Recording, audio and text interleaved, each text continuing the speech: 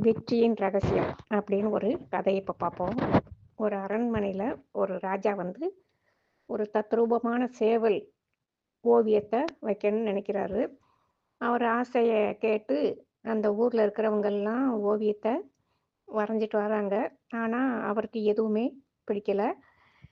அப்புறம் வெளிநாட்டுகளுக்கு இருக்கிறவங்களுக்கும் சொல்கிறாரு, யாருனாலும் இப்படி வரைஞ்சிட்டு வாங்க அப்படின்னு சொல்கிறாரு. அதே மாதிரி எல்லாரும் வரைஞ்சிட்டு வராங்க. அப்போ இந்த ஓவியத்தை நல்ல ஓவியம்னு எப்படி கண்டுபிடிக்கிறதுங்கிறதுக்காக, இவருக்கு வயசான ஆசிரியர் இருக்காரு. அவர போய் கூட்டிட்டு வந்து அவரத்தான் நீதிபதியா வச்சு, இந்த ஓவியங்கள்ல எது சரியா இருக்கு, கரெக்டானதுன்னு பார்த்து சொல்லுங்க அப்படின்னு சொல்றாரு. அவரு பார்க்குறாரு. பார்த்துட்டு எந்த ஓவியமும் தகுதியானது இல்லை அப்படின்னு சொல்றாரு. ஏன்னு கேட்டா, இந்த ஓவியங்கள பூரா ஒரு அறையில வைங்க. அந்த சேவல் உயிரோட ஒரு சேவல கொண்டோய் விட்டா, அந்த சேவல் தன் இனத்த சேர்ந்த ஒரு சேவல் உள்ள இருக்குன்னு நெனச்சு எந்த ஓவியத்த பார்த்து அது சண்டை போடுதோ, அதுதான் உண்மையான ஓவியம், மிக சிறந்த ஓவியம் அப்படின்னு இந்த ஆசிரியர் சொல்றாரு. சரின்னு சொல்லி அறையில நெறைய சேவல்கள விடுறாங்க. ஆனா, எந்த சேவலும் எந்த ஓவியத்தையும் பார்த்து சண்டை போடல. அப்போ இவர் கேட்குறாரு, அந்த ஆசிரியர்ட்ட, "ஏன் நீங்க வரையக்கூடாது?" அப்படின்னு கேட்குறாரு. உடனே இந்த ஆசிரியர் சொல்றாரு, "எனக்கு ஒரு 6 மாசம் அவகாசம் வேணும்." அப்படின்னு கேட்குறாரு. சரி, 6 மாசத்துக்கு பிறகு இந்த அறையிலே சந்திப்போம்னு சொல்றாரு.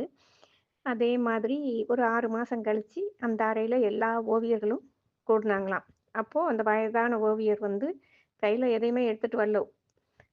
அப்போ என்ன ஒண்ணுமே கொண்டு வராம எப்படி வரைவீங்கன்னு கேட்டா, "நான் இங்க 1/2 மணி நேரத்துல வரைஞ்சிருவேன். அதற்கான உபகரணங்கள மட்டும் குடுங்கன்னு" சொல்றாரு.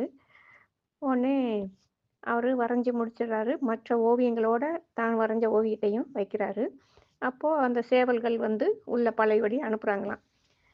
எல்லாரும் ஆவலா காத்திருக்கும்போது, அந்த ஆசிரியர் வரைஞ்சிருந்த ஓவியத்த நிஜ சேவலா நினைச்சு, ஒரு சேவல் சண்டைக்கு போனதாம்.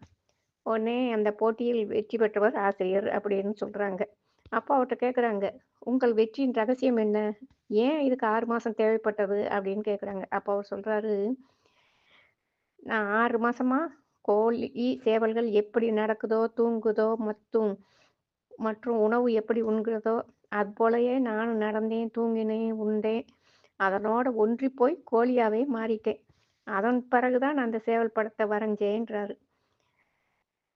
இது என்ன கருத்துன்னா, எந்த வேலையிலயும் அதுல ஒன்றி போவது தான் நம்மளுடைய வெற்றியின் ரகசியம்.